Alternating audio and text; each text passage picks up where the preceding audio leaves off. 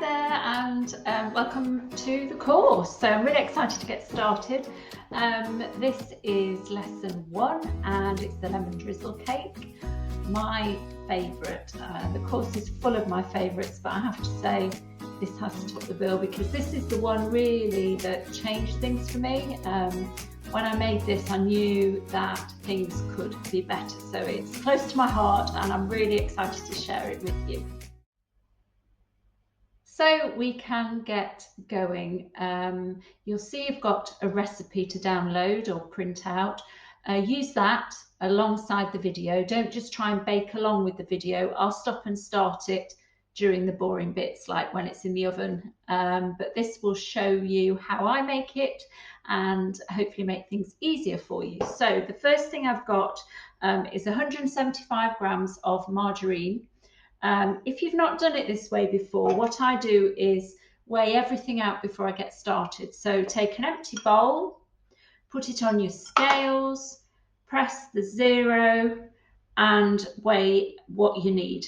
On to the next one, the next empty bowl, 0 your scales, weigh out what you need. And that way, once you start, it's all a bit easier. So I've already got the margarine in here. I use Stork. There are so many baking margarines available. The only thing I would say is the really cheap ones tend to have more water content, I've found, and that does affect the bake. It doesn't seem to rise in the same way, but nor do you need to buy the branded stuff. Just experiment, really. So I use Stork. That's what's reliable for me. And then you need the zest of 2 lemons. So I've already zested this one. It's just a simple tool or the small side of a cheese grater, and I'm grating that into the marge. Now, the reason I put it in now and not at the end is to save over mixing that batter at the end when it's all lovely and ready to go in the tin. You don't want to over mix it because you've then got to add extra things. So put it in with the butter, and then it will sort of infuse the butter as well as it mixes. So there we go. So that now goes into the mixing bowl. I like to use my stand mixer. This is a Kenwood. It was a gift a few years ago, and I can honestly say I use it nearly every day, but I bake nearly every day. So you don't have to do that. You can do it by hand. You can use any cheap little mixer from the supermarket, a hand mixer perhaps. Next, I've got 170 grams of caster sugar. Granulated sugar is much cheaper and works perfectly well. I find the end result is slightly, how can I describe it, not quite as fine when you look at the sponge next to each other, but tastes great. So it's about half the price at the moment in the UK. So if you've got granulated sugar, try granulated sugar. So I'm putting the sugar in with the margarine and the lemon zest. And I'm also going to add a teaspoon of lemon extract. So this is a supermarket brand. You can go high end if you want to. There are some beautiful bottles of lemon extract, lemon flavouring on the market, but really we're aiming for home baking, quick and easy, not too pricey. Anything from the supermarket, 1 teaspoon of this.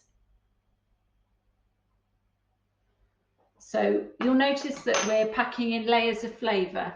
It's not just about one flavour, one way of flavouring. So we've got the rind, now we've got the flavouring as well, and then later on we'll do the syrup and we'll ice it too. So you're building up that taste, and that's what helps combat the sort of ricey flour flavour that you can sometimes get. So I'm going to mix this now, pop that back in, and I'll show you what it looks like when it's mixed up.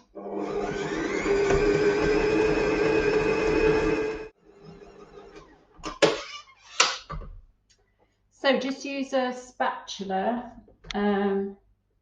scrape off whatever's still attached, then we're not losing any. And I'll just show you that. So it's creamy and a softer, lighter colour than it started. That really is what you're looking for. It's all nice and fluffy. Next, we have 4 eggs and the flour. So I'm going to break all the eggs into a bowl. It's a good idea not to put them straight into your mixture, because if you get a bit of shell in there, it's easier to fish it out of here than spoil the whole lot. So there we are. I use large free-range eggs. And we just break the yolks. You don't need to whisk them or anything, but just make it sort of an even consistency all the way through, so it's not lumpy. So let's talk about flour. I like this one. Used to be called Dove's Farm. It's now called Free. It's the same company. I find I like the texture, the flavour. I also like this one, which is Asda's own brand, big supermarket in the UK. The important thing is it has the raising agent in it, and it doesn't already have xanthan gum added to it. Just check it's a self-raising, or check on the ingredients that it has a raising agent. If it doesn't, you just need to add a raising agent, so baking powder, according to what the plain flour tells you. If you have any questions about flour, pop them in the Facebook group. I've tried most of the ones in the UK. I know a certain amount about the ones in the US. So yeah, but today we're using Free. So I've weighed this out already, and I'm going to put about 1/3 of it in, and some of the egg mixture.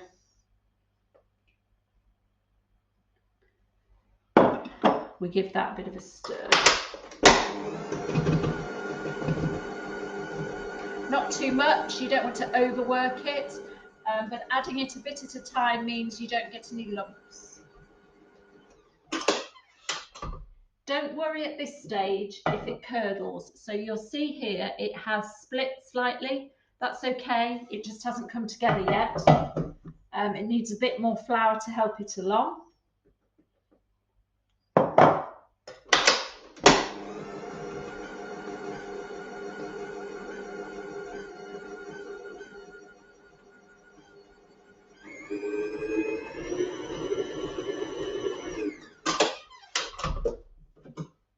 And as you can see, it's now back to being one smooth consistency again. I'm going to add the rest of the egg.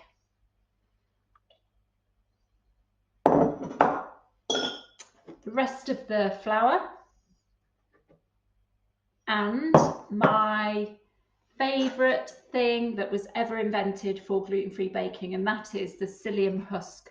So you can see it's like a powder.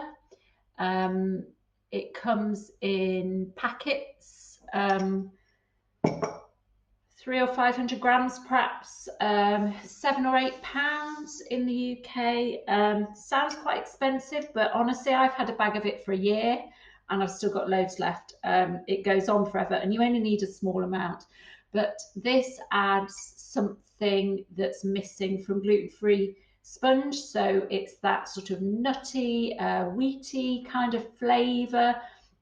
Seems to help the texture as well. I'm not a scientist, but it works. Really, really, really works. So in this case, I'm using half a teaspoon. You don't need very much. You don't want, yeah, it just doesn't need very much. So half a teaspoon in there, and just finish mixing that.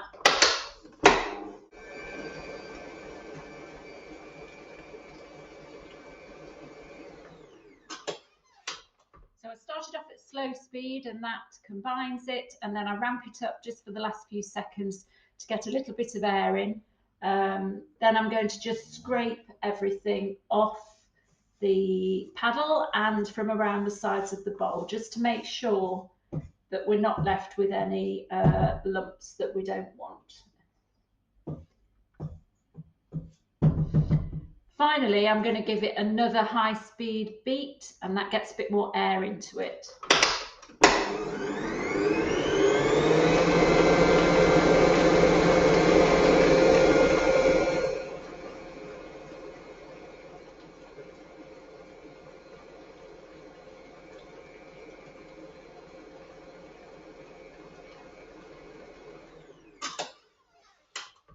That's one thing I think is different to gluten baking rather than gluten-free baking. I don't know what you'd call it really. Cakes with gluten is that you beat it for longer. So a lot of recipes with normal flour will say don't overmix because your texture will be stiff or hard or rubbery. But I find you do need to just beat the gluten-free mixture a bit more than you would otherwise. So then I'm going to grease my tin. So this is my loaf tin. They vary slightly. It will just depend exactly what shape it comes out. On the printed recipe, you'll see exactly what these measurements are.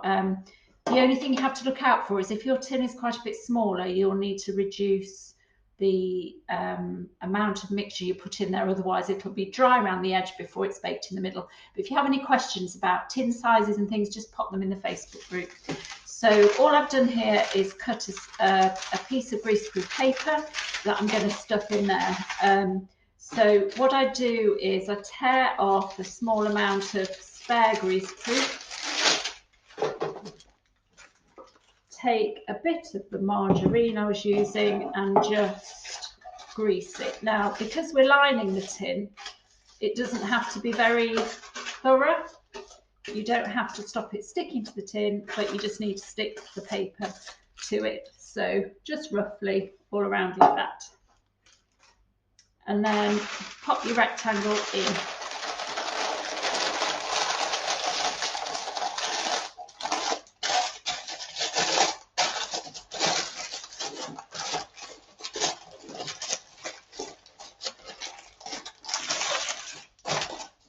You'll see it's bigger than the tin, and that will help us lift it out at the end. You can buy loaf tin liners ready-made. They're a bit more pricey, that's all. I don't bother. This actually looks quite rustic when it's all done. So anyway, that's how I do it. And then we're going to put this mixture, which now looks like this, into the tin. So I'm using a rubber spatula because you can easily scrape around the tin and get as much of it out as you can.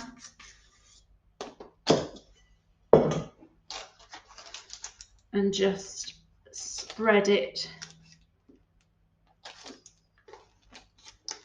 evenly.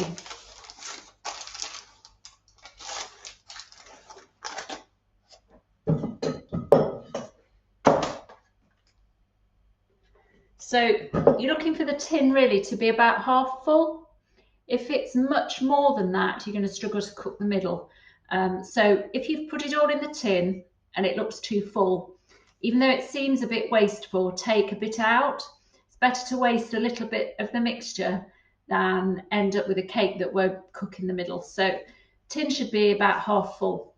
So that now is going in the oven. So mine's a fan oven. I'm going to cook this at 160 degrees for about 45 minutes, possibly 50. Your oven will vary. And again, in the printed recipe, I've put lots of different options depending on what you've got. So that's going to go in. The final thing to mention before that happens is the water bath. So a water bath is very simply a cake tin. I'm going to use this old brownie tin that I don't really use anymore. I'm going to put about 1 centimetre of water just from the tap into this, and that sits in the bottom of the oven.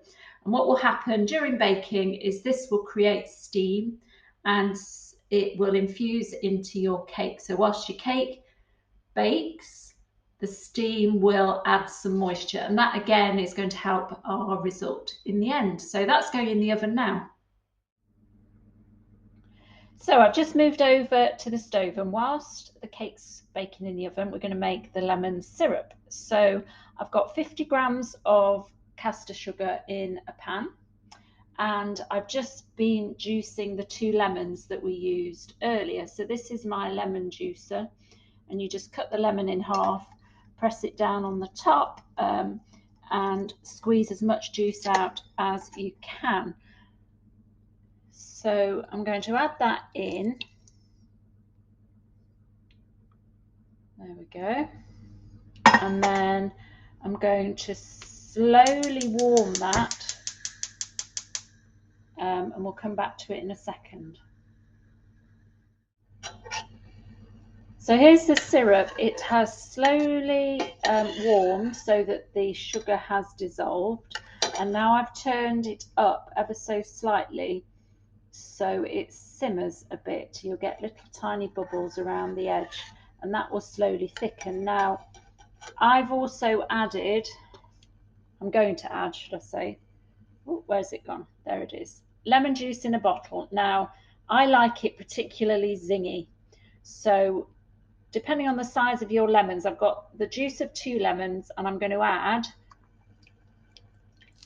there you go, a bit more. It might sound a bit vague, but what I want to show you is how you can adapt things, how it suits you, really, how you want to.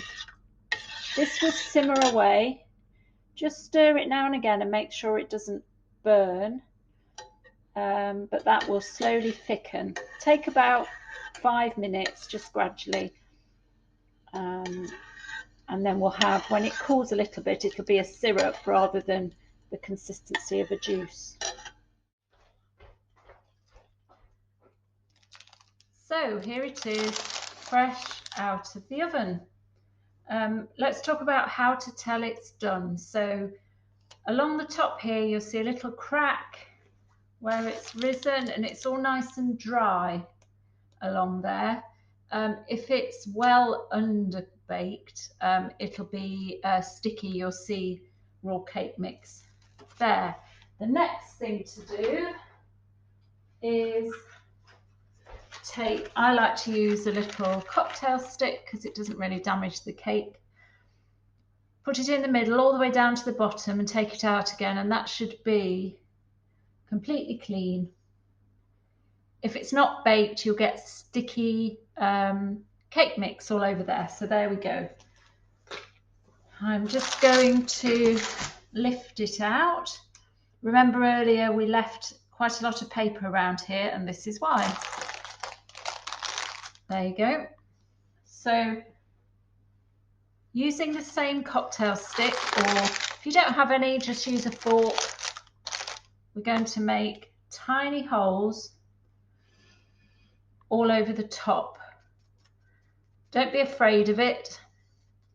This is going to help the syrup soak in instead of just run all the way off the top.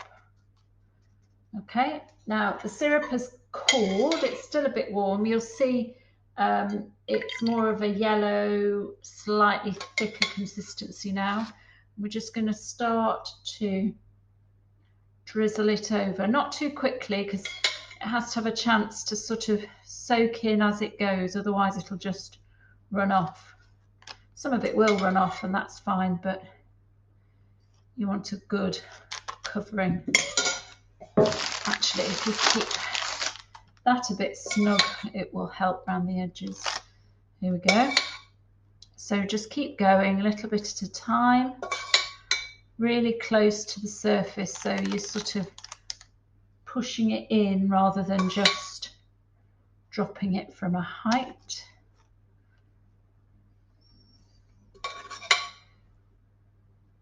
And as I say, I like it really zingy, so that's why this has got a bit extra to the recipe. And actually, if you're making it as a dessert, which I'll show you later, you can make extra syrup and it'll make it really moist and sticky, more like a pudding. Now, whilst that cools, just move these out of the way.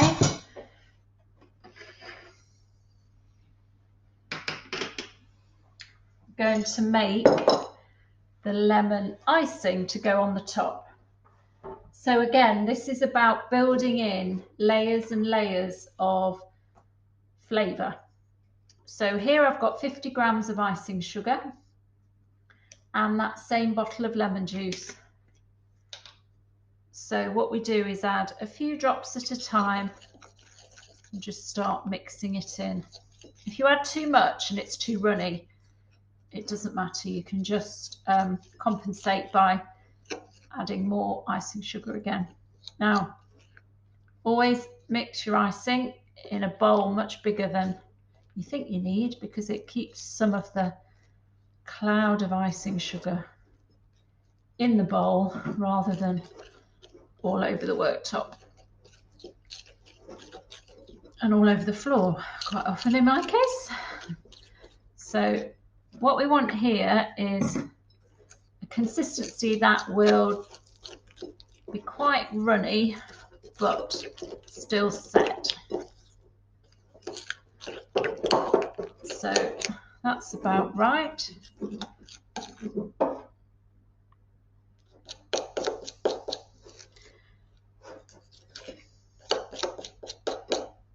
Actually, that looks a little bit thin. I'm just going to get some more icing sugar.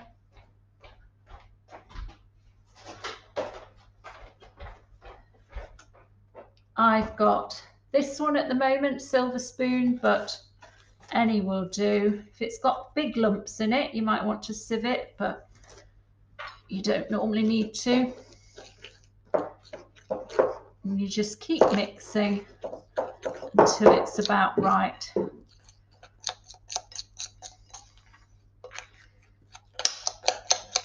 Get all the dry bits in. So it should, there we go, should fall off the spoon, ready to decorate the cake with, but not be sort of transparent. So we just wait for the cake to cool a bit more before we apply that. So the cake now is almost cold. If the icing has started to dry a little, just give it a stir. Or you can wait until you're ready to decorate before you make the icing, it doesn't matter. So I'm going to get a spoonful going. You don't want that first big blob, but if you hold the bowl nearby, you can just start going up and down. There's no rule to it. Just keep going back for a bit more. And again, this adds yet another sort of layer of the lemon flavour, and all the different things we've done work together to enhance that basic gluten-free sponge, which sometimes just needs a bit of help to be the best it can be. In this case, it's lemon. You could try adding coffee. Instead of all the lemon stuff, try adding a shot of espresso or some coffee essence, extract, I was going to say, I think it's essence, coffee flavouring. Make your icing with coffee instead of lemon juice, drizzle that on the top. Even make an espresso with a bit of sugar and do that in a pan like we did the lemon. And then you've got a coffee drizzle. And again, you're packing in the flavour, different layers of flavour. So that now is just going to set slightly before we can cut it up. So here it is. I've just put it on a little wooden board, plate, whatever, doesn't really matter. It looks pretty. You don't need to spend ages getting the icing perfect, because actually that's part of the charm. It's all stripy and lovely. So what do we need to talk about? That will last in an airtight tub for a week, but it's best, I would say, 3 or 4 days in. So, or within 3 or 4 days, I should say. So, just a plastic tub with some paper in the bottom, greaseproof paper in the bottom, keeps it lovely and fresh. Or in a cake tin, obviously, not in the fridge, just at room temperature, out of direct sunlight. Freezing. So this is really important to me. A slice like this one on the end, wrap it in foil or just pop it in a tub and then into the freezer. I'll show you one in a minute. That will last for months in the freezer, and then when you want a slice, just take it out a few hours before you want it. Leave it on the side to defrost, and it'll taste as good as it does right now. If you want it urgently because someone's popped round with a cake and you can't have any and you want to defrost something for you to have, or whoever's the gluten-free person in your house, just put it on a plate into the microwave on defrost really slowly, and it'll be slightly warm when you eat it, but actually that's good as well. The other thing you can do is have it with custard. My kids love that. It's like a lemon pudding and custard. And I challenge you to give a slice of this to someone who doesn't eat gluten-free, who doesn't have to eat gluten-free, and don't tell them, and see what they say about it.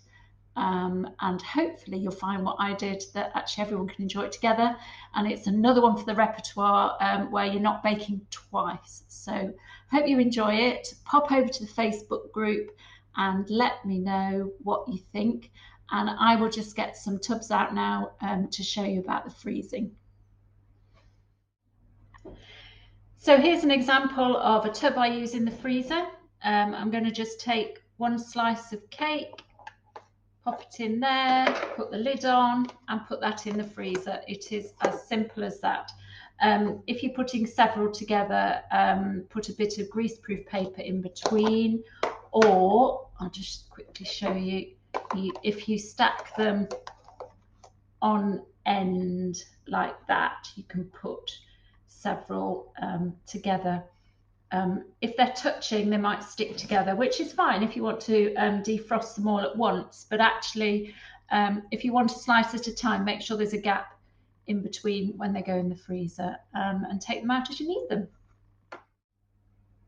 One last thing to show you. So in the printable, downloadable recipe, I talk about using a different tin size for a different shaped cake in the end. So what I sometimes do is make this lemon drizzle as a tray bake, and then you can cut it into squares, and that goes down really well at bake sales or tea parties, or just for a change really. It's really, really soft. It's lovely that way. So baking times and quantities will be different, but again, that's all in the recipe. I just thought I'd show you what I mean, and then you end up being able to cut it into squares and rectangles and enjoy it in just a slightly different way.